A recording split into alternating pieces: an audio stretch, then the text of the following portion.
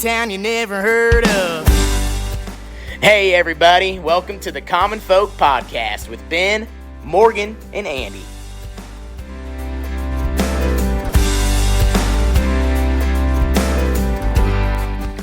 All right, welcome back to Common Folk. Oh, God, there you go. I knew he was going to say it. For the people, by the people, and boy, there's a lot going on right now. This one is definitely by and for the people. Mm-hmm. Yeah, pretty big current events going on right now. Andy has a good hat on. Oh, yeah. This is original. Okay. Yeah, this is a... What does it say? Oh, it's a MAGA hat, but it was before that was even a term. It was just Make America Great Again. Mm-hmm. And Trump, back in, I think he started buying that like in 2010 or something, getting the trademark to it. Oh, he has a trademark on it? Oh, hell yeah, he does. Did you say MAGA? I thought it was MAGA. MAGA. I don't know. What is it? Either way. MAGA, but this is just the script, like Times New Roman, MAGA hat, Make America Great Again. Yeah. And this came from his campaign trail in 2016 at the Cleveland convention. Had a buddy go there, and they're giving away Made in America hats. Okay. and they gave away red, white, and blue ones, and he gave me the blue ones. That had made it all the way from Cleveland. Yes, it did. Nice. Huh. Yep. Well, folks on YouTube can see that. Yeah, they can. Hey, guys, there we go. Nice. Right on. So it might be too early for this, but I saw somebody on the internet the other day say, and see if you guys understand this reference, that it was a bad week in the United States to be an ear. I do get that reference. So there's two things that happen. Mm-hmm. Do you know what the other? Well, first of all, we're here today.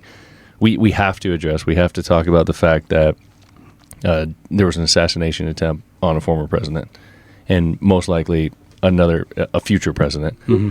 But there was a second event that happened in the United States this week that has to do with sports that you're connected to. Are you kidding me? Did Mike Tyson? Did he box Evander Holyfield again? Is that what we're talking about? No, that wasn't that's what it. I was thinking about. That Did we wasn't get it. another ear bitten off or what? I should have looked up the name, but the the MLB All-Star Home Run Derby. Yes. The chick that sang the national anthem at that. Did you see anything on that? That was rough. That was bad. What was her? I felt what was bad her for name? her. Yeah. Don't feel bad. She's checking herself in. Yeah, she's checking herself in. Well, I guess you can't feel bad if she has a disease. Well, and just, she didn't Is it do Ingrid that. or something? Yeah, Ingrid Andress. Yeah. But what happened with her ear? Well, your ears heard that. And The they joke is, believed- the joke is that Oh. in America, you're listening to the American song, Mhm. all National this anthem. stuff, and the national. And it was so bad. It was hard on the ears. God, it was And then bad. there was also something that happened that was hard on an ear. An ear. So all right, so Got it, huh? The joke didn't work. Okay. But No, I got you. I got it. And I do. Before we get into it, I have a lot of sympathy and I give a lot of grace to those people that sing those national anthems because there's no upside. Like you go out there, you get to go to the show for free or whatever. But I mean, if you are not immaculate and do a great job, man, all they do is talk shit about you. Yeah. Right, but you can do a bad job and not be drunk or on drugs. That would probably be better. On the flip side of it, when did Stapleton give his national anthem? I don't remember what the event was. Was that Super Bowl or what? Something like whatever that, it was. yeah. I'll look it up. But he gave like the greatest one in all of American history. So you get somebody up there who just does what they do. Yeah. And it's Yeah. badass. It's pretty good. Yeah.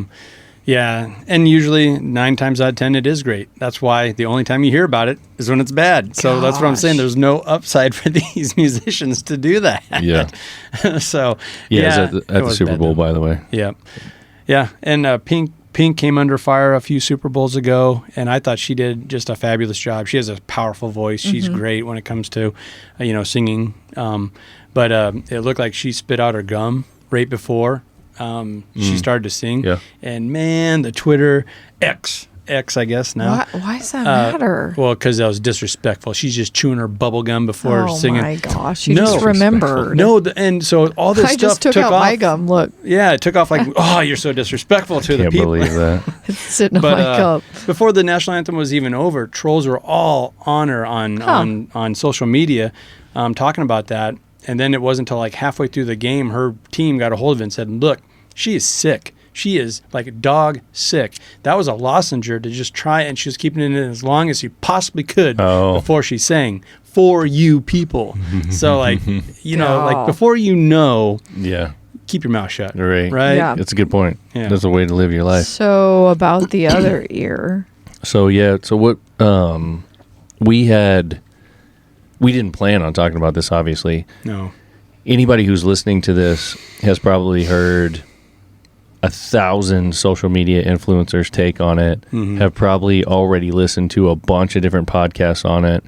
We are, as we're recording this today, we are 4 days out from the event happening. So a lot of stuff has come to light. A lot of these folks were just immediately, dropping bombs and all these different things about it. Yeah. So we're gonna talk about what is known. But the point is that we have a forum here, and there's a lot of people that listen to us, and I felt like we owe it to the community to talk about this a little bit and give the common folk perspective, because that's what we do on things. Yeah. I mean, just because it's as heavy as this one is, we can't shy away from it. And I want to be very careful. You just heard me say it. Before you know what really is going on, keep your mouth shut. Well, that's why I'm going to probably play this one pretty safe down the middle. Because I don't know. There's crazy stuff coming out every hour. I agree. And I was thinking, although we're one of millions that are talking about and putting a recording out on this, that, 20, 30, 40, 50 years down the road, this recording is still going to exist in one way or another. So folks might reference it and say, hey, what were people talking about then? Because that's what we are doing here. This is a perspective that we're going to be able to give, as opposed to when Reagan was shot at in 81, I think it was. Was it 81? Yeah. And we weren't even born then, or just had been. Yeah. So this is the first time something like this has happened in our lifetime. But the point is that there wouldn't be a whole lot that we could go back to today and listen to of that's true, a regular person's perspective. Yeah. We could hear a bunch of news stories, a bunch of news recordings. Yeah. Well, we'd have to look up, not even that, probably old newspapers and and that follows a lineage, whether it's war, famine, all these other things. Like, it goes in these cycles, and it's not until that the generation that's kind of in charge of things or running things at that time, till they forget about it. It didn't happen to them. So then they can't help themselves. We can't help ourselves. We just relive it. We go through it again. Yeah. History repeats. So my point is that I feel like we kind of have a little bit of a responsibility to give this common folk perspective.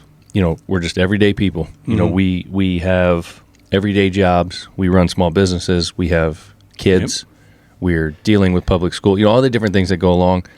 What was the perspective of those people when this actually happened? So again, 40 years from now, when somebody listens to this, they can go, man, we can really get inside the head of the people that were experiencing this. So that's what I wanted to do today. I wanted to talk about this. I wanted to give our thoughts on it. We'll talk about the facts that we know, or at least what we're being told are the facts. And then we'll go from there. Well, okay, so let's start with the shooter's name and a little bit of his background. Young guy, right? 20-year-old? Yeah, so I mean, to your point, so let's start. So we are right now, it's July. The election is in November. Of 2024. It's 2024. So we are running up. We are running up to this election. Yeah. The Republican candidate is about to be announced. This is day 3 of the RNC, by the way. Yeah. If we're talking real time, that's happening now. The Republican National Convention is currently happening, 4 or 5 day event? Yeah. And I guess yesterday, it just hit a fever pitch. Trump took to the stage 2 days in a row and just lit the place on fire. You had Vivek Ramaswamy firing people up. Tucker Carlson's there. Man, it's tough to deny the momentum that the Republican Party has right now. For sure. So the political climate right now is that Donald Trump was literally this week announced as the Republican nominee. Like, everyone kind of knew that's what it was going to be anyway, but it was made official this week. Prior to it being made official this past weekend was when this assassination attempt happened. So as of today, when we're recording, the Republican nominee was shot at, attempted to be killed. So that happened on a Saturday. So we're going to go back to that Saturday, like you said. Mm-hmm. We have Donald Trump. He's in Pennsylvania. Butler, Pennsylvania. So he's at a campaign rally, which, coincidence or not, it's kind of weird that that's Biden's home state, but whatever. Okay, whatever. is it? Whatever. I see. I didn't know all that. Make what you'll make of it. Yeah. I mean, so that there's so many weird things that are coalescing around this thing. But either way, so they're doing this deal. From what I've read, it was like, I don't know if they got this right or not, but it was at that Butler fairgrounds, right? Yeah, at their fairgrounds, and they're calling it the Butler Farm Show. Oh. So I don't know if there was a bunch of other things going on around this, or if they just used that space. The initial reports, too, was from the AG building. That's where the shooter was posted up on. Yeah. But that ended up not being a... Sorry, wrong button. My money. bad. I was trying to shut the mic off. Go ahead. But that it didn't end up being like an ag building or anything like that. It was like a glass...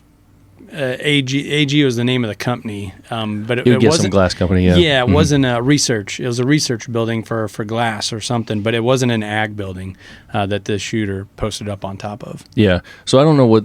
So it was it was a fairground exhibit area. Mm-hmm. Some of the stuff I've read said it was the Pennsylvania Butler Farm Show, 100-acre fairground, agricultural exhibitions, so on and so forth. Yeah. So I don't know what all was going on in conjunction with that, but obviously. The bottom line is that there was a rally. So it was a political rally. Yep. So Trump set up, he's obviously speaking to the people. Mm-hmm. All of the things that you would imagine are going to happen with something like that where, security is supposedly super tight. Yeah. They've got snipers on the roofs. They've got cops all over the place, Secret Service, local police. Yeah. Probably multiple agencies as far as policing goes. Sure. So everyone's just like, you have to protect these events because these events have the potential to get crazy. Yeah, they do. Do we know about how many people were at this event? I don't know that I've ever heard. I mean, was it thousands? Are we talking? I guess I just want to give like a visual. I mean, obviously he's on a stage. There's people behind him for camera shots, people in front, on the sides. I mean, he's surrounded, but I just didn't know if thousands. Okay. And that's another thing where I feel certain outlets try to mislead and say like, oh, Trump doesn't get that big of a rally. He doesn't draw that big of a crowd. And it's like, it's undeniable now. He does. A few weeks ago, I think it was CNN was on their social media was saying, oh, yeah, Trump's really getting a good big crowd. And there was a picture of the team like setting up beforehand. So it was only a few hundred people at this rally. Oh, it's like, man, that's a straight up lie. You're misleading people thinking that only a few hundred are going to Trump's rallies. And I mean, that right there, that kind of tips you off to, okay, if I want a clear, full picture, where do you go? Yeah. Because I can't go here. You're lying about just the numbers at a rally. Yeah. That's kind of petty, Very petty. Are you pulling anything, Ben? I mean, not that it matters. To that but point, like, in a very easy Google search, attendance count at Butler, Pennsylvania Trump rally, nothing comes up. Oh.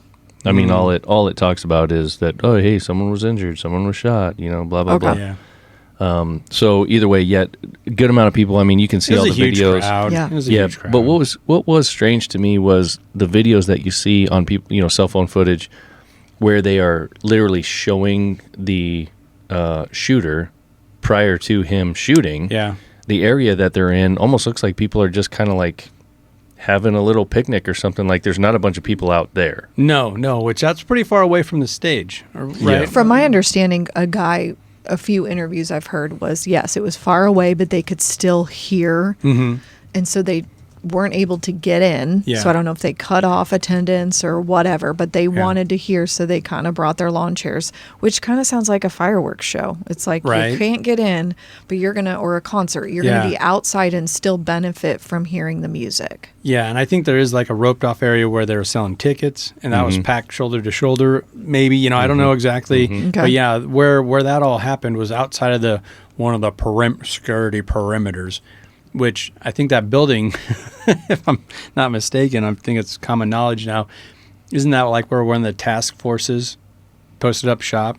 I think it was like the anti-sniper. So what they've said, right. What has come out, and again, we're just quoting things that we're being told in the news. So, this stuff kind of changes all the time. But it changes every other hour. What was said about that building is that it was the local police department's, essentially their headquarters for this event. Mm-hmm.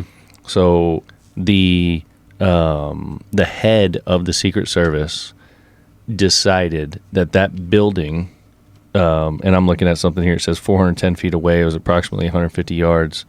If you are a gun person, the yards kind of click a little bit more in your mind. Mm-hmm. So 150 yards. That the head of the Secret Service decided that's enough of a ways away, and the roof on this building has enough of a slope that it's not safe. We don't want to put anybody on it, right. But what we're going to do is we're going to put people in it. Mm. So it's going to be like a kind of a headquarters station for certain people, and they're going to monitor it from the inside. Mm-hmm. There you go. That's the story that's been told. Good story. Yeah. Yeah. Mm-hmm. Yeah. So we've got a little bit of a timeline here. So let's see here. It was 90-degree heat out there that day. That Butler County is overwhelmingly in support of Trump, from the sounds of it. In 2020, they were overwhelmingly voted for him. And then, so here's the timeline. So it's Saturday, July 13th. We're looking at 6:03 p.m. Be Eastern time. So Trump takes the stage and he begins speaking. At 6:09 p.m., so we're talking about 6 minutes later, there's folks that we were referencing earlier that I said kind of looked like they were picnicking, started alerting officers about the gunman.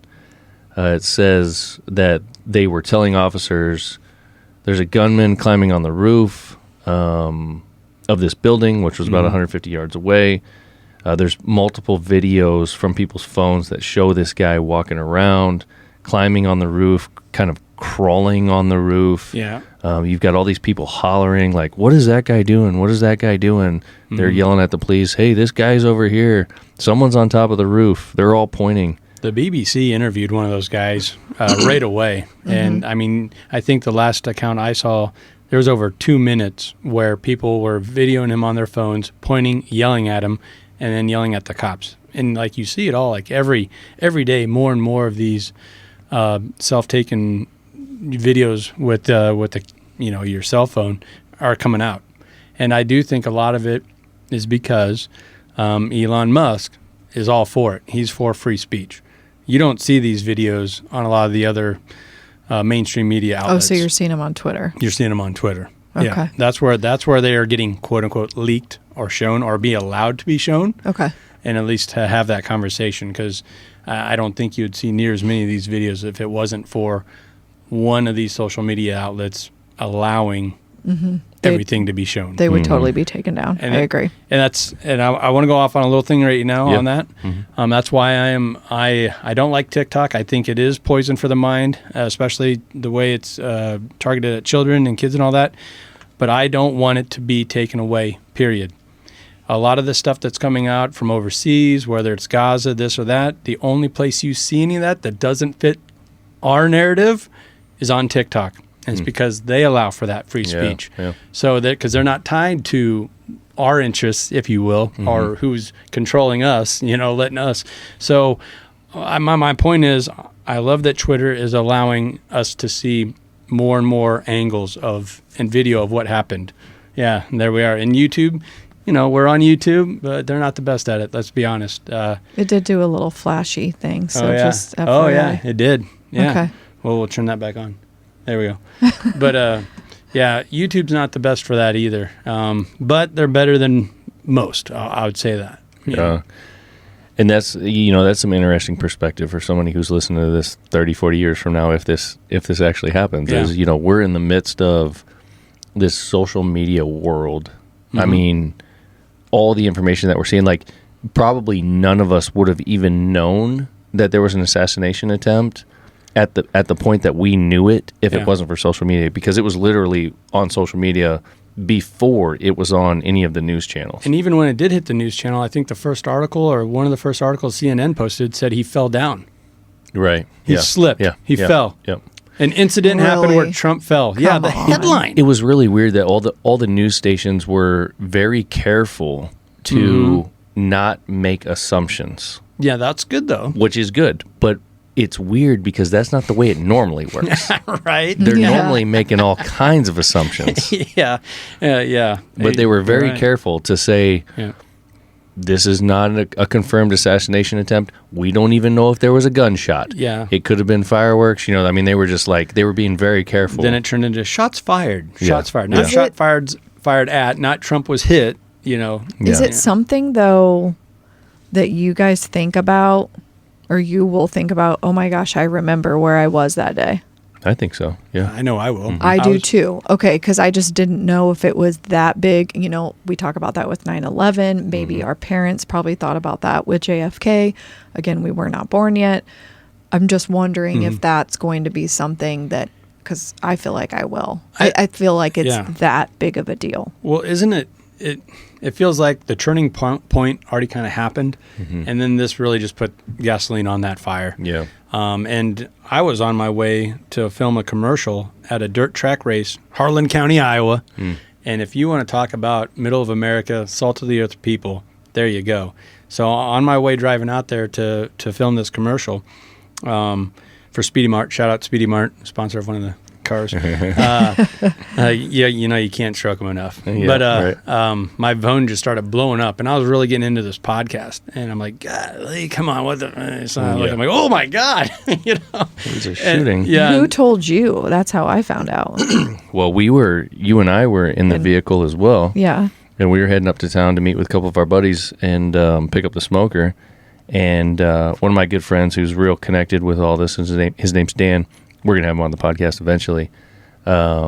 He sent a message to this whole friend group and was like, oh my gosh, there was an assassination attempt on Trump. Oh, he did. I'm driving, so the message pops up on my screen on my truck. Right, yeah. And it just says a little bit. You know, it says it was from him, and it's like, oh my gosh, whatever. He sent you a teaser headline. Well, I didn't even pick up my phone to read the rest of what he said, because I was like, oh, you know, something crazy happened. Dan's telling us about it. Like, I'll catch it when we park. And then shortly after that, like literally within about 2 or 3 minutes, our son, was he 12 now, 13? 13. Almost 14. Somewhere in there. Yeah. We have a family group text, and he's at home. He's watching TV. Apparently, there must have been something interrupted on TV, and he was like, oh my gosh, did you guys hear Trump was shot?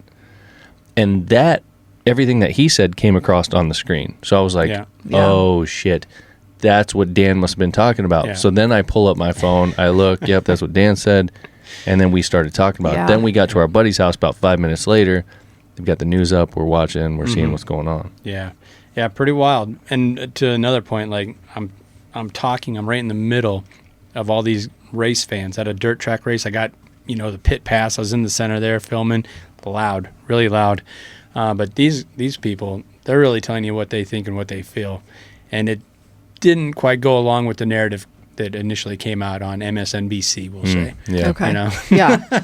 So should we go through some more of those bullet points? Like at what time did he actually get shot from that 609? To go back to where I left off, there's a witness that says, we noticed a guy crawling, bear crawling up the roof of the building beside us, 50 feet away from us. So we're standing there, you know, we're pointing at the guy crawling up the roof. He had a rifle. We could clearly see him with a rifle. It was over his back. You can go to the video. Okay. So he had a strap and was carrying it. So then the sheriff in Butler County said that shortly before the shooting, an armed officer tried to reach the gunman but had to fall back. What does that mean? So someone called him off. So here's the story I heard about that. A police officer did climb up the ladder, and he yelled at the guy, and that kid, I'll call him a kid, he's 20 years old, and you know, it was probably in over his head, obviously. He swung the AR around and pointed it at the police officer, and he just let go of the ladder and fell on his ass, broke his ass. So that's exactly what gets described next, is that he said, this witness says, all I know is the officer had both hands up on the roof to get on the roof. but the officer never made it because the shooter had turned towards the officer. And he says, and rightfully and smartfully, the officer let go. After that, the shooter turned his rifle back towards the rally. So to your point, he points the gun at the officer, but then turns back. Then the officer falls off the ladder or whatever it does. He jumps down, and then the guy continues on. So yeah, I mean, you got to wonder, like, a wondering mind is like, okay, so you've made contact. You know for a fact this dude has a gun. You know for a fact this dude is willing to kill people because he just pointed it at a cop. Threatened you, yeah. I mean, why did someone else not take him out at this second? Yeah. That's what I'm saying. Do they not all have earbuds in? It's pretty wild. He was able to get off 7 shots. So here's a timeline to put together for people. So that was 6:09 a.m. that people were alerting officers, and then at not a.m. I'm sorry, p.m. And then at where'd it go? There it is. At 6:11 and 29 seconds, it says an officer walks around the building. People spot the shooter and start to flee. So here, let me read this real quick. Exactly 12 seconds before the first shot was fired, video shows an officer walking around the building. 6:11 and 28 seconds, 5 seconds before the first shot's fired, shows people yelling at the man on the roof has a gun. It shows people running to flee. So what I'm putting together here is, so you're 6:11. These people had told police at 6:09. 2 minutes. So you're talking about 2 minutes. Mm-hmm.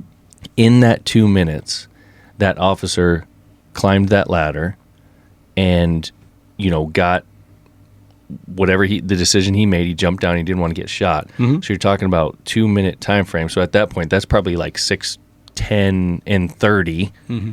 So then within less than probably 30 to 45 seconds, the dude turns around and starts shooting at Trump. Mm-hmm. So to try to not necessarily defend, but to paint that picture, if that officer jumps down and decides, okay, I'm not engaging with this guy, which he should have engaged with this guy, but if he decides that I'm not, it was only 45 seconds later that the dude starts shooting. So by that point, there probably wasn't enough time for them to get back up there and take this dude down. And he probably had a pretty rushed. The first 3 shots, it felt like he took his time and tried to put it on him. But those last 4, he was just trying to scatter them. And then the 8th shot, and you can listen to him, that was his head exploding from the sniper across the way. Yeah. And that was just 1 shot. Let's go back to, isn't that your duty as a cop? Like, you take the bullet? Or what? Like, you need to finish that next step and you need to come jump on him and then you go down?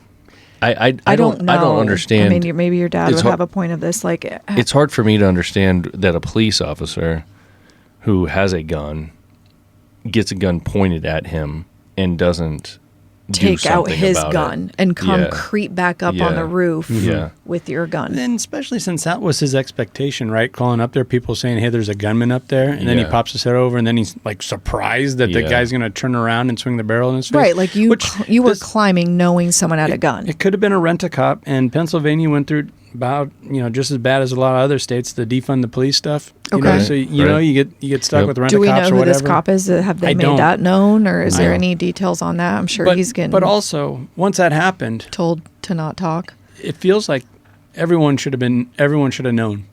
I agree. At that time. So from the so Secret that there Service... was even that much of a delay. Yeah. I just don't know. And then there's a lot of weird conspiracy. You see the footage of the Secret Service agent like ushering away the first 2 rows of people behind Trump, like seconds before the shot happens. Like that's odd. Why? Yeah. I don't know. Maybe that's been addressed by now, but I haven't seen anything that addresses this question being posted on social media. Why is this guy ushering away the first 2 rows of people behind Trump? Oh, I didn't see that. Yeah, I mean, it's just there's a lot of, and I think the more time, goes and develops, there's going to be more questions than answers, and some of them I don't think there are answers for. I don't know. Yeah. I don't know. To finish this timeline out, it says that 6:11 and 33 seconds, that's when the first shot was fired. 6:11 and 34 seconds, 2 more shots fired, so the guy was squeezing them off pretty quick. And then it says one later, 6:11 and 37, more gunshots heard. So we're talking about 3 seconds after that, several rapid gunshots, and it says at least 3 more were fired, followed by what sounded like an outgoing shot, and the crowd erupted into screams. So that's probably when they took him out. And then it says a final shot's heard 15 seconds later. So I don't know what that was. I don't know what that was What either. would have been waited for, but so what we see in all the recordings is, those shots start coming off, and it was probably the second or third one that Trump clearly flinches and grabs his ear. And goes down. And then he dives down. Yep. Yeah. So it took a few of them. I saw a video of someone with like a wider cell phone angle, and they were videoing that, and the shots start going off, and they kind of like panned. If they're looking at the stage, they kind of panned to the right. And for me initially, not that it mattered a lot, but I wanted to know, what kind of gun was this guy using? What caliber was he using? The recording sounded like kind of like some silent-ish shots, but that might have just been the recording. So I was like, man, it must have been a suppressor. It must have been a 22. There was a lot of things flying around. Yep. And that's the things that people need to understand when we're looking back on this. There were so many things flying around. I heard full-on U.S. military trained snipers saying that guy was shooting a 22 caliber rifle. So to go back to this video I saw, so they're showing this, they're panning, a couple of shots go off, they kind of have a big screen pan to the right. There's this huge excavator on the side of the stage, and it's up in the air, and it's holding this massive speaker stack. Okay. So it's holding this speaker stack up in the air, which is obviously feeding the crowd with everything that Trump is saying. One of the bullets obviously missed Trump and smacks a hydraulic line on that excavator, and you can see in the video immediate the pressure of the hydraulics shoot out. So there's this big fan spray, and the excavator drops the speakers. Oh, wow. So I'm looking at that, and I'm going, this dude's shooting all over the place. Yeah, he's spraying them. Yeah, there's random bullets going everywhere. Yeah. And if it pierced what would at that point would have been a metal hydraulic line, this wasn't a 22 bullet. Right. Oh, gosh. Yeah. Didn't it come? I thought it came out that this was an AR-15 semi-automatic, not fully automatic. Yeah. That's what I thought. I heard. Civilian. So your thought style was gun. right. It wasn't a 22. No, it ended up, everything that I've read so far, that what they're saying, and again, the information is coming daily, is that it was your standard 223 5.56 round that most AR-15s are chambered in. And they know it came out of that gun. Well, that's what they say, yeah. That's all we have now. There could be more information coming out from that, but that's what they say. Okay. Well, I'm just wondering because it does seem a little sus, all this stuff. So immediately that dude obviously gets a few rounds off. There's also videos which are really strange of these other snipers that are, I think they're behind, if I look at this layout. The shooter was shooting from the 3 o'clock position at Trump.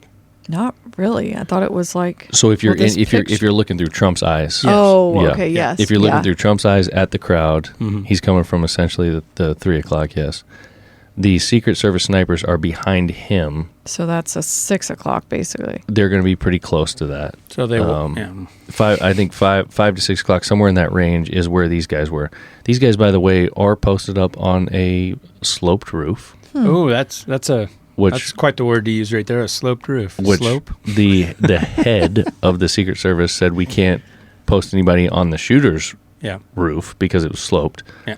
Either way, so they're up there. There's a couple of them, and there's plenty of clear video of these guys obviously with their sights on this dude before he starts shooting. And they didn't take him out. So there had to have been radio traffic. They're aware something's going on this roof over here. So they're watching this dude. There's also been reports, and none of this is confirmed. We're talking real time here, that some of these dudes, or at least one of these dudes, asked for authorization to shoot, and he couldn't get it. He wasn't being given it. So who knows, right? Who employs these Secret Service? Well, it's a U.S. government organization.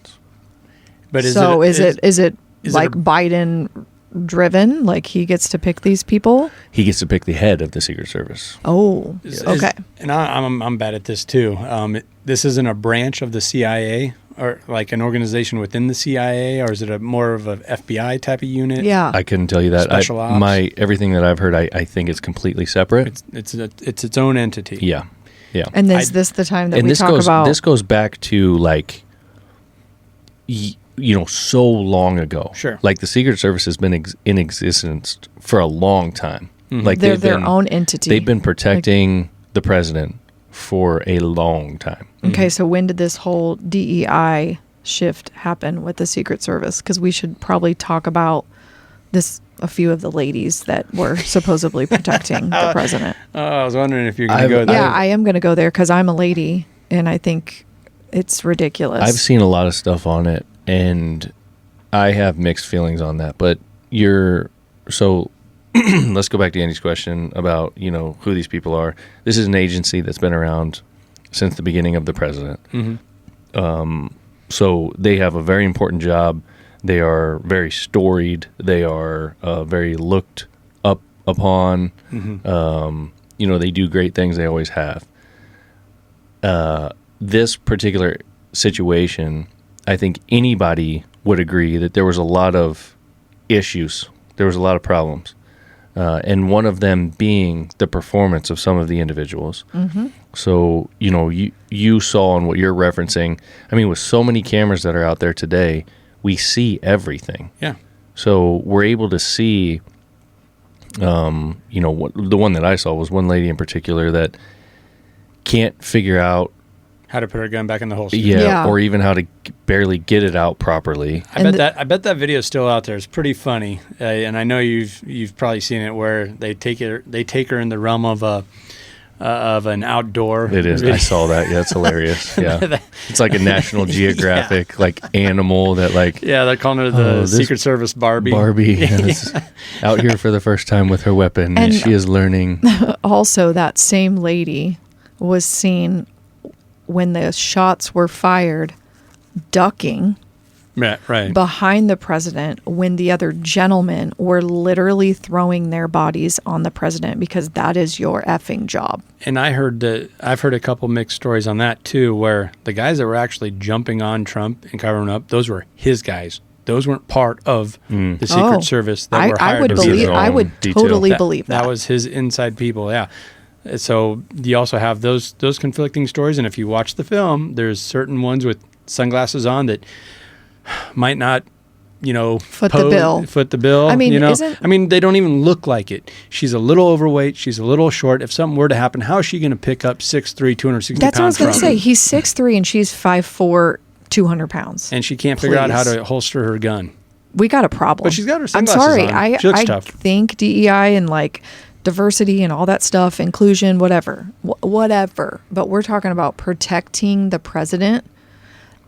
No woman is going to be able to do that on a 6'3" man. So it's not possible. I've listened to a couple of things, obviously, this past week, and I've listened to a couple of very elite soldiers who have come in and they've said, yes, that woman and whoever else are not ready for the job. They shouldn't be there.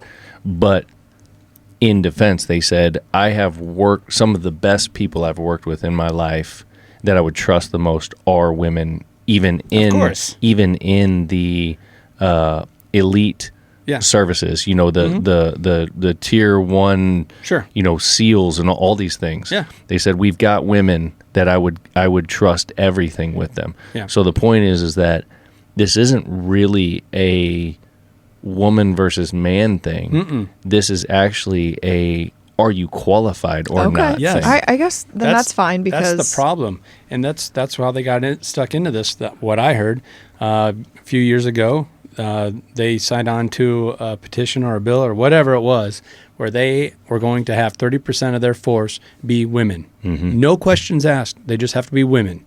So, like when you're mandated to where, hey, if you want to keep your funding, you got to fire 30% of your men and replace them with women, regardless. Yeah, you're gonna fall into this, yeah. And that's why we're seeing the decline in so many of our great corporations, companies.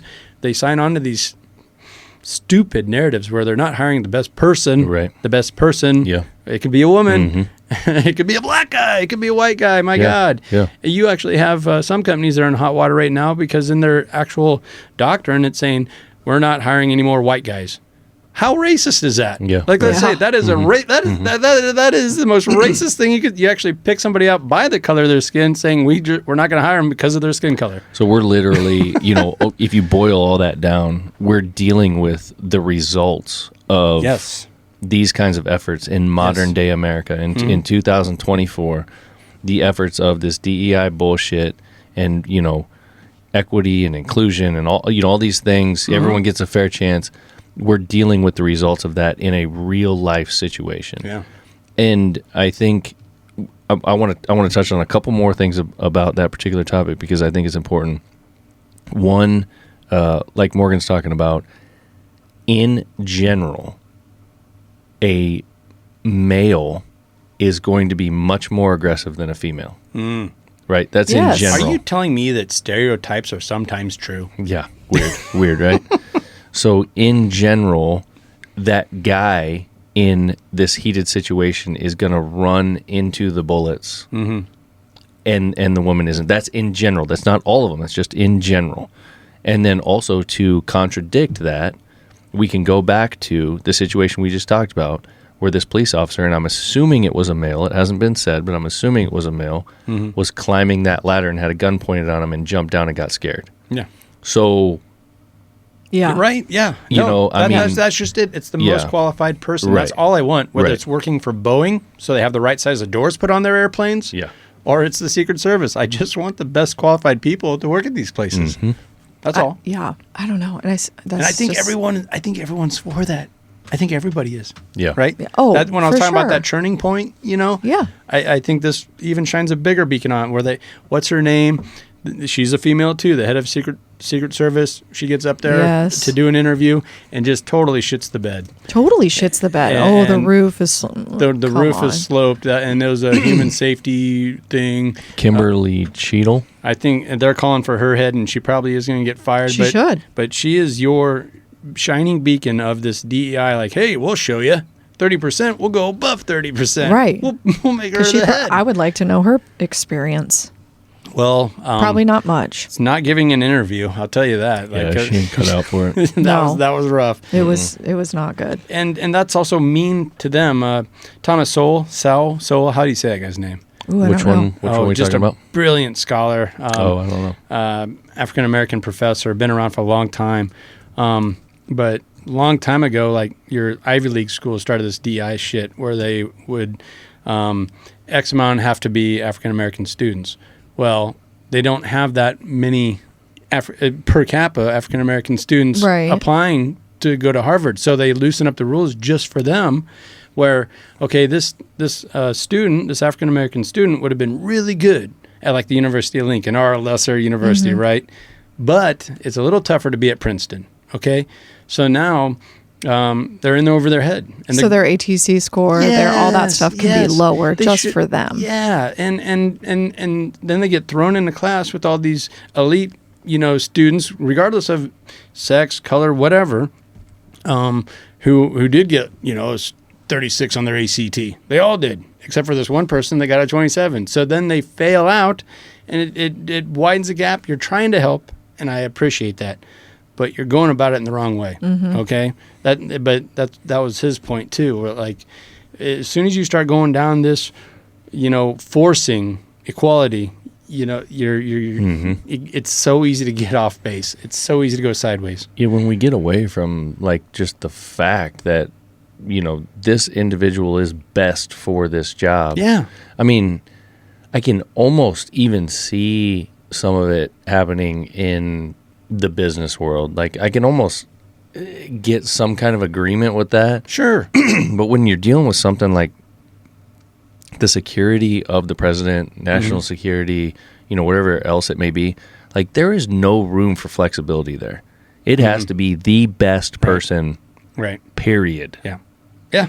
Well, and God damn it, I keep going to this like, it should just be that way across the board. I would almost raise an eyebrow if all the daycare centers in America were like, there's this big push. We want big burly men. that ex-convicts to run our daycare centers. No more women. Yeah.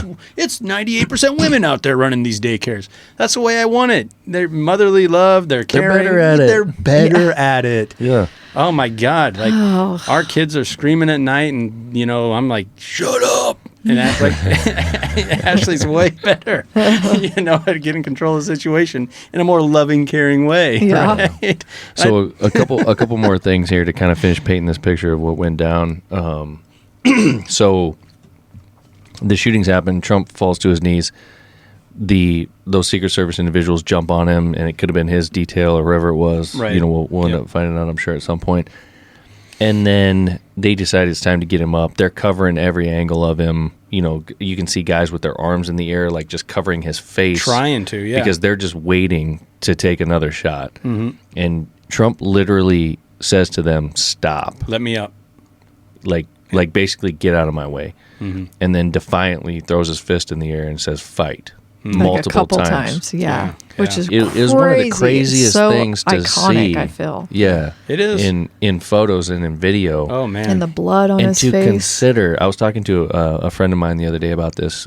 We're living in the midst of this political battle of age. So our current president, everyone is like, oh, he's too old. Yeah. Like there should be an age restriction, all this kind of stuff, right? Mm-hmm. Trump is basically just as old as Biden is. Mm-hmm. Biden is just, mentally has cognitive decline, and Trump doesn't. Right. And I was telling my buddy, I was like, this is not an age issue. Like you can't draw a line on age. Where you need to draw a line is on cognitive ability. Right. So you look at this guy, he has enough wherewithal to have just been shot and to stand up and to yell to the crowd, fight. Yeah. He wasn't cowering down. He wasn't crawling off the stage. He was like, let's freaking go, man. Yeah. You he wanted to show that defiance right there. Yeah. And I think Trump more than anything is a little bit of a goofball. Like he's kind of funny, and he doesn't care if he offends you, which I think makes it even funnier. Yeah. He's pretty good at trolling on X or his platform, but his ego, I felt, wouldn't allow for him to just be scurried off the stage. He had to stand up and show his detractors and everybody else out there, and I think most importantly to him, that he's going to sell hope. I think he's big on storylines, and he has that self-awareness where he knew that moment he needed to sell hope. He needed to reassure the people there and that are going to be watching this from years to come that he's not going to stand for this shit. He's going to stand up and fight, and he wants everyone to rally together, unify, and fight for what's right as well. I think it's just, he couldn't help himself. I agree with you. I think it's just him because in those quick moments, I don't know that you have a ton of time to think. Right. I mean, obviously he was down, I don't know how many seconds, 10 seconds if that, and that he it's in him to just stand up and roar. Yeah. Yeah, he has to roar. That's a great word. It just wasn't, to me, it wasn't, I don't know, not that organic. You're saying that. Yeah. Yes, organic. It wasn't calculated like I need to show the people, blah, blah, blah. I think it's just him. That's exactly my point, is that the dude, this isn't an age issue. The dude he's got it. His enough wits about him to understand that situation and that I am a leader and I have to rally the people, and they have to understand that I'm not standing for this and they shouldn't either. Yeah. So that, that move was made. The other thing that got shot in the head. Got shot in the ear. Right. The other thing that we have to address is this individual that was literally murdered. Yes. And there was a few people that were apparently shot. And as soon as this happened and we're watching this, I mean, I even said to you, I was like, those bullets went somewhere. Yeah. We heard like 6 to 8 bullets. Somebody is either dead or seriously injured, and they weren't talking about it at all. And they kept showing the crowd, like, people picking up their phones and videoing. Like, are you that stupid to not go down? Like, well, I think that's an interesting dynamic too. A lot of crowds would have been scurrying and running around. And this crowd's like, "F you, we're not leaving our presence." That, but also, actually, it might have been just real life. Like people didn't realize what was going on. Yeah, okay, it happens fast. And gunshots, I don't think a gunshot is distinctive. I mean, you hear, especially something like that. Like there could be fireworks, there could be all kinds of things going on. Mm-hmm. So you have these shots that are going off, and I think a lot of people just didn't really know what they were. I think there was a lot of people like that. There's a couple people you can tell when you actually focus in on the crowd, straight hit the deck. Yeah. Like, and they just kept showing that video too. Gut, but then some people are like, "Oh, let me get my camera." It's like, bro, really?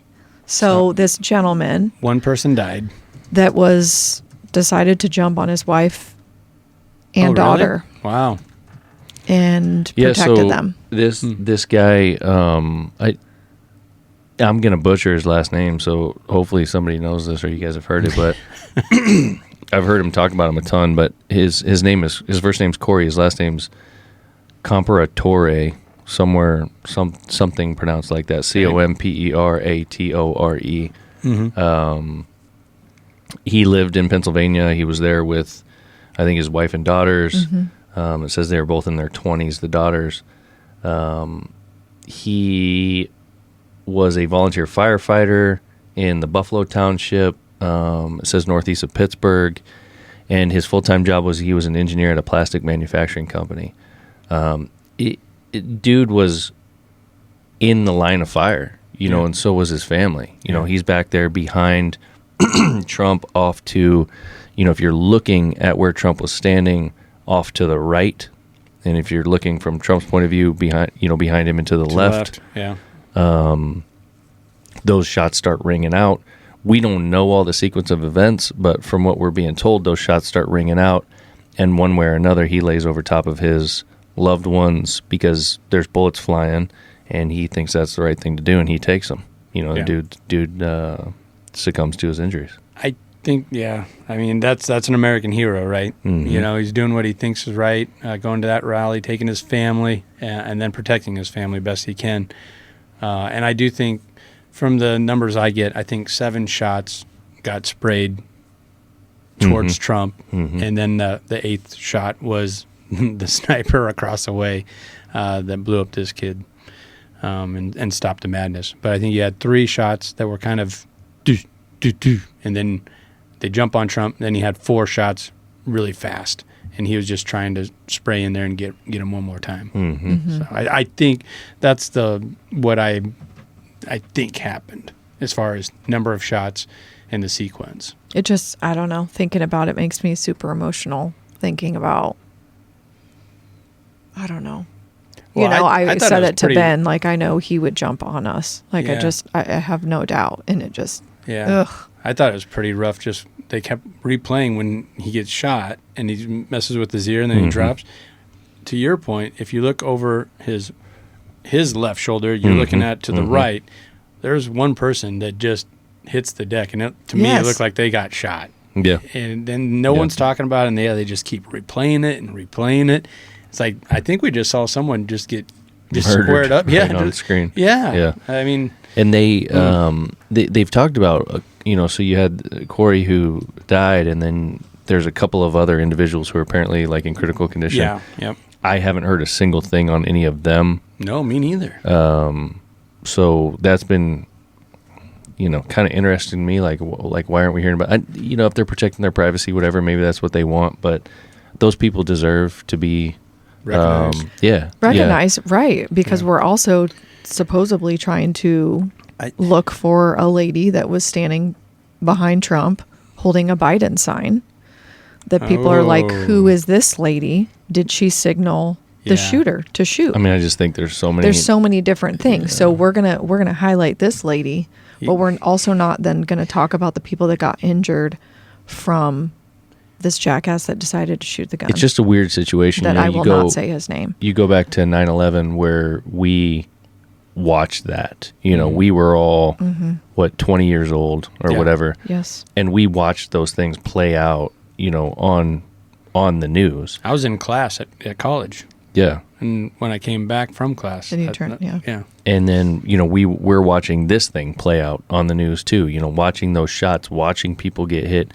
It's the whole thing is weird, and there's a lot of, there's photos out there. There's all kinds of images of the gunman getting shot. And we've been through the first, what would you say, 3 or 4 waves of conspiracy theories already, and there's only going to be more because there's just, no matter how you look at this, it was a huge failure on the Secret Service and everybody else that's supposedly in charge of security. Yeah. I mean, totally a rooftop 150 yards away from President Trump. Get out of here. I can't. It's tough. That's a tough pill to swallow. When you had that picture up of where they were standing and our snipers were and everything, in the far right, there is actually another rooftop over there. Mm-hmm. I mean, is someone over there? Like, that's just the same amount of distance. You know what I mean? So, well, they show this is where Secret Service guys are. Oh, no, I don't know about that one. You know what I mean? Mm-hmm. So, like, if you think about it, why aren't we having them everywhere on rooftops? Like, this is a massive this whole event will be debated forever on why none of these things happen, and why it all happened the way it happened. Yeah, and these are just first wave, like I said, of questions, theories. I do think it's worth mentioning, if we're going to go down this rabbit hole a little bit. Mm-hmm. But Tucker Carlson, along with a number of others, straight up predicted this in a certain way. And they said, if you just look at how they try to deplatform him, okay, then they try to smear him. Okay, then they indict him. Then they try to imprison him. There's only one move left, and that's an assassination. Mm-hmm. Like Tucker Carlson was beating that drum, screaming that at various speaking events that he did. And wouldn't you know it, someone tried to take his life with an AR-15. Yep. And in our current political climate, like, we have all this stuff where, Trump has been blasted for the January 6th stuff. He incited this. He did this, blah, blah, blah. Mm-hmm. Did he not? I don't know. I'm not here to debate that. But what I am here to say is that the other side, including our current president, has 100% been saying that this dude is the enemy. Like, he's a threat to democracy. A threat. And Biden just said that. Said that yesterday. A threat to your way of life. Bullseye in him. Yeah, I mean, these are the kind of things that are said by our political leaders. Yeah. And then you take somebody who has a weak mind, who is susceptible to these kinds of 20-year-old kid. And they start making these kinds of decisions based on the shit that you're saying. And then a couple days later, after, there's a shooting, and then you come out and you're like, there's no place in America for this. Nobody deserves this, blah, blah. You just told me this guy's a complete threat to my whole life. Yeah. Right. Yeah. I mean, and then he was going to imprison me for my beliefs. You told me he was going to imprison me for my beliefs. Yeah. Oh, even though that's kind of what you guys are... I mean, we could go on and on about this, but to your point, like, when guys like Tucker Carlson, predict this. Yeah. These kinds of things are pretty easy to predict when that kind of rhetoric is being tossed around. Yeah. Well, so then what are you hearing as the next prediction? Because I already heard something. Oh, there's all kinds of shit. Oh, okay. Yeah. I mean, it's the point is that we've gotten to almost the worst of the worst here. Yeah, I think this is horrible. And I will say this, and it's been stated where Trump is one of those few guys that is willing to die for what he believes in. Mm-hmm. That's at that level, right? Yeah. Mm-hmm. And I think you saw that with him pumping the fist, bloody face, fight. If he does die, if he does get assassinated, I think I'll go back to my turning point, it'll just get throttled up even more. I think you're going to empower the people. Every step that this, let's call it a cabal, has made to try and take away our freedoms, make us get a shot of this or that or whatever. Every time they try something against this guy, it blows up in their face, and they just haven't got it. They haven't figured that out yet. And I think they feel that, hey, we got to go to our playbook. We got to try and kill him again. It worked with this guy and that guy. Let's do it again.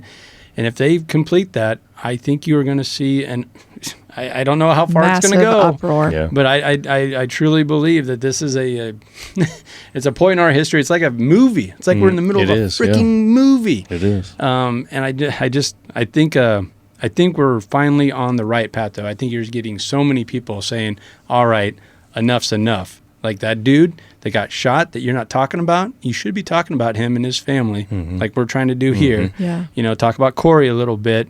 Enough's enough. And things are out of whack. And we know they're out of whack. Yeah. Look at some of our cities. I hate Minneapolis now. I hate it. Yeah. I used to love going there. My car got stolen, jacked, last time I was there. What's weird is if you took somebody like this particular shooter, and if you put him in the same room prior to this with this Corey who got murdered, and they sit there and had a conversation, he'd probably be like, that's a good dude. Yeah. Like that guy's a father figure. Like, I'd like to hang out with that guy. I'd like to go have a barbecue with him. You know, that Corey would probably have a lot of things to say to this kid to help him with his life. Right. And he freaking murdered the dude. Yeah.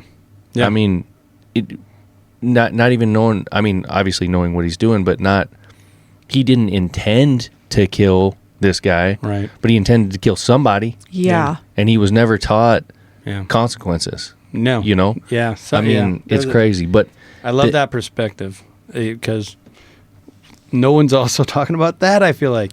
What got us to this point where this kid feels it's all right to risk everyone's life? Yep, just start spraying bullets in the crowd. Yeah, and try to kill somebody. Yeah.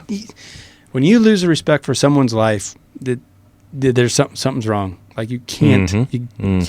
There's some things you just can't do. Yep. So, I mean, I think lastly, we do have to talk a little bit about that, and we're just about out of time, so we're going to close this out shortly. I know, Morgan, you said earlier that you're not going to mention the guy's name, but I think it's important. This is a stamp in time that I said if amongst the thousands and millions of recordings that down the road, 30, 40, 50 years from now, someone listens to this one, this particular individual who decided to do this, he's a 20-year-old man. I believe he's 20. It said he graduated in 2022. So, yeah, that would be right. From Bethel Park, a suburb in Pennsylvania. This kid's name is Thomas Matthew Crooks. I don't quite understand why they're using 3 names when they talk about him, but maybe they're just trying to separate him from someone else that might be named Thomas Crooks. But I don't understand why they're saying all 3 of them. I mean, Tommy Crooks sounds like, He's a crook. we're in a movie. Yeah. Like, that's the villain. Yeah. Tommy Crooks, you couldn't have got more. And I think there's I think there's a lot of weight and value in language. So I always wonder, like, okay, so why from go they've been calling him Thomas Matthew Crooks. So whatever, take that for what it's worth. But supposedly all the information we have as of today, which is 4 days after the shooting happened. As we said, a 20-year-old man, he supposedly took his dad's gun and then went and did this. Every news outlet, the thing they are continually saying right now, this day, is that we don't have the motive. We don't know the motive. We're trying to find the motive. Right, That's all they continue to talk about. Are they going to find something here in the next few days? I don't know. Maybe they are. They said there's nothing on social media. They literally said that they can't crack his phone, that they can't get any information out of his phone. No way. Yeah. I don't believe that. I mean, how is that possible? But did I not just read before we went on air that his parents were looking for him and alerted police before the rally? Just there's a tidbit of information that they were worried about him. Yeah. They didn't say that the dad noticed his gun was gone. None of that. Yeah. But so there's just so many. So if we have to come back to this and we have like more hardcore evidence, we will. But this is probably a one and done talk about, right, on the pod, right? Like we're probably not going to address this again unless something. I don't like talking about assassination I don't attempts either. very much. But I do understand in the point, and I do like that perspective, Ben, of you saying this is kind of a timestamp. We're not saying we're somebody special, and in 30 years people are going to be listening to this. But the point is that we give a rundown that if we do come back to this, or someone wants to come back to this, this is 4 days after. This is the information that we have. Yeah. And the facts of the day. So and some maybe not facts. Yeah, well, perspective. I'm trying to be as factual as yes, possible. Exactly. But there's things out there. What do you think with the 3 names, Ben? I'm kind of curious about that. Why do you think they're trying to paint a certain picture, like he's sophisticated or something? I don't know. It could just be a honestly middle don't know. name. I just feel like it's weird. Or like it's got to be his middle name, unless his last name could be hyphenated. Matthew. It Crooks. could be. They're not hyphenating it here in all the publications, but it could be. I just don't quite understand that. Maybe I'm making something out of nothing, but it just doesn't. Yeah, because maybe why are they using 3 because names? like if we talk about Ben Evers, we wouldn't say Benjamin Joel Evers. Maybe we should. I don't know. maybe you guys owe me that. Yeah, right. And I'll start wearing fake glasses. But you know what it is? Maybe think about this. He passed away. Right? When you go to a funeral, it's a full name. Yeah, maybe. I don't really know. I don't know. There could be a bunch of different but things. Corey, we talked about Corey. There was no middle name mentioned for him. Yeah, literally, So, you look up. If you just type in who was killed at Trump rally, it doesn't show Corey's middle name. True. Okay. But yeah, I don't know. It's Yeah. just a weird thing, and they had those 3 names from the beginning. But there's so many things that are weird. Yeah. So we're all gonna walk away from this knowing that just today that there will be more information coming out. We Right. will learn more things. We have to. I mean, there has to be more stuff that comes out. I think there's going to be a lot of things that are going to be hushed. But in the end, 4 days ago, a former president, most likely a future president, had an assassination attempt on his life, and he was nicked by a bullet, and now it's on. Yeah. And this is the first time in our life that we've ever experienced something like this. Right. Yep. And we're 42 years old. Mm-hmm. Yeah. Yeah. I mean, it's just amazing. History repeating itself, right? Yeah. You know? Yep.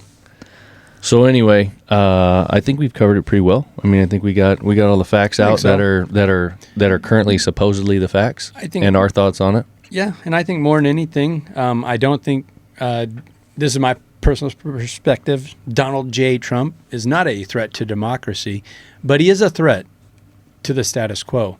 And that's how heinous and how ugly the status quo is right now, that they're willing to try and take someone's life and end other people's lives in that pursuit and use a 20-year-old kid and then blow his freaking brains out, after he failed in his attempt. That's how ugly it is. I think it's very important for people to understand that the day we're living in right now, we're recording this July 17th, 2024, our political environment is very heightened, and therefore our social environment is very heightened.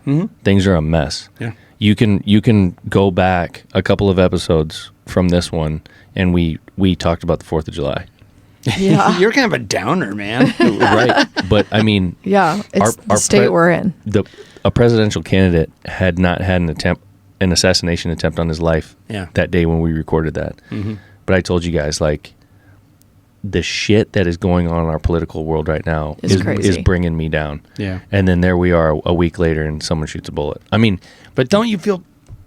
You saw the fist pump. You saw him. There's hope there, man. yeah, there is. I agree with you. Yeah. I mean, and can't people bring in that there's like, God saving his life and, all the things, or the higher power, that he turned his head at the right time. I mean, you just don't know. The hope that Andy's talking about, where the hope comes in, is with the people who are listening to this podcast, the common folk, the silent majority, the people who see these things.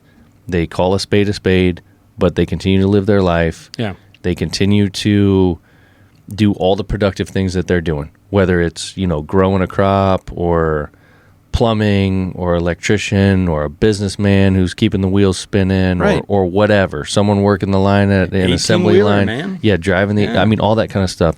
We all continue to do the things that need to be done to keep these wheels in motion. Yep. And it is this group, it is this silent majority that's where the hope lies.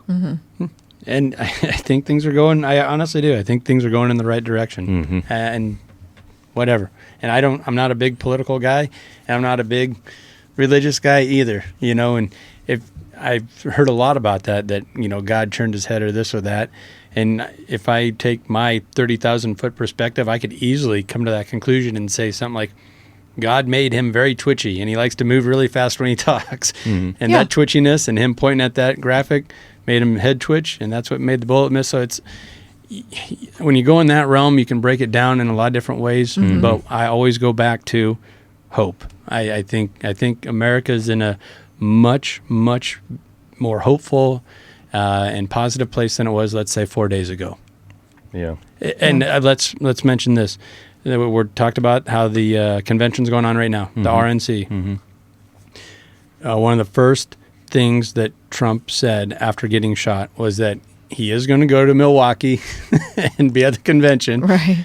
And he's rewriting his speech. As we talk, he's rewriting his speech because he said, self-admittedly, that he was attacking Biden a lot in that speech.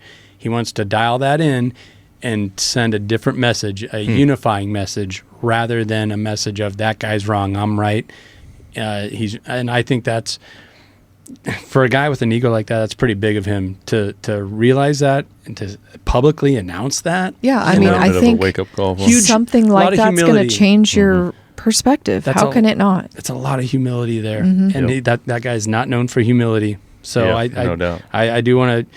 I disagree with Trump on a lot of things, like a lot of people, right? Yeah, right. But I thought that was pretty big of him. Human. Yeah. Just very human of him. Yeah.